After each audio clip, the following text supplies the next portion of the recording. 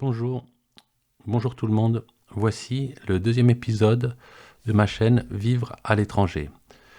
Aujourd'hui, ça va être brainstorming. Je vais essayer de rassembler un peu différentes idées autour de ce sujet pour y voir un peu plus clair et ça donnera différentes directions pour la suite des épisodes. Donc, pourquoi partir? Pourquoi je souhaite partir? Déjà, l'aspect culturel. J'aimerais bien découvrir une nouvelle culture.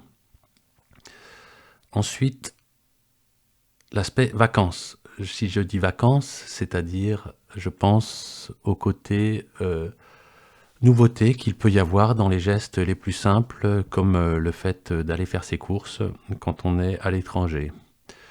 J'ai noté aussi que le vécu, mon propre vécu, a une raison là-dedans, puisque comme je déménageais souvent quand j'étais petit, j'ai un peu gardé ce goût pour la nouveauté, le fait d'être dans un nouvel environnement et même vis-à-vis des personnes, d'être celui qui est un peu différent, qui doit tout apprendre, des coutumes locales, des expressions, qui ne connaît pas les lieux.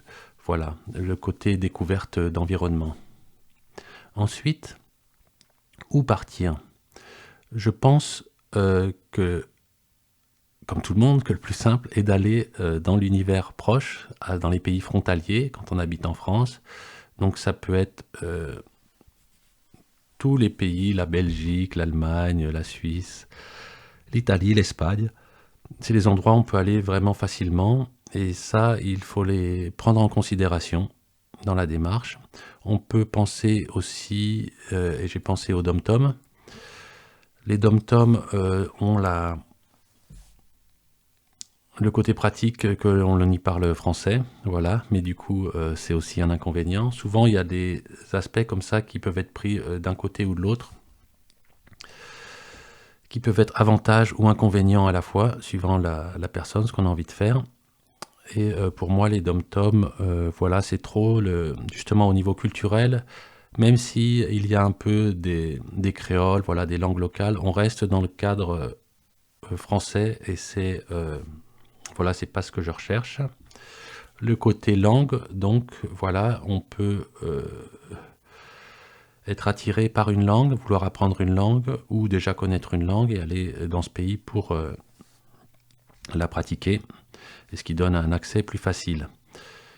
Ensuite, comment y aller? Le plus simple est tout simplement une mutation quand on est fonctionnaire, si jamais il y a possibilité. Sinon, de la même façon dans le privé, aller dans une filiale. On peut aussi y aller par le télétravail. Enfin, là, on est complètement libre. À la rigueur, le côté un peu négatif va être le fait de rester un peu dans sa bulle, mais on est à l'étranger et là, c'est réussi. Le côté économie, c'est-à-dire si on y va sur ses propres économies, c'est plus dans ce cadre-là une année sabbatique, on peut dire. Mais ça peut tout à fait permettre d'aller à l'étranger et là de façon sûre. Et le côté local, c'est-à-dire chercher un travail localement. Voilà une des autres possibilités. Et qui est un peu moins sûr forcément, puisque une fois qu'on est sur place, et qu'on ne parle pas la langue, voilà, il y a peu de chances qu'on trouve un travail. Par contre, comme dans tous ces items que j'annonce, tout peut être combiné. On peut très bien y aller, par exemple, en télétravail, puis après trouver du travail sur place, ou voilà, ou avoir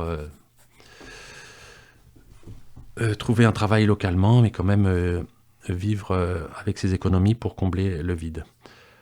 Ensuite, ben pour finir, là, je voulais aborder le thème de quand y aller. Donc, ça peut être dès maintenant, dès cette année par les vacances. Ça peut être par le biais de stages.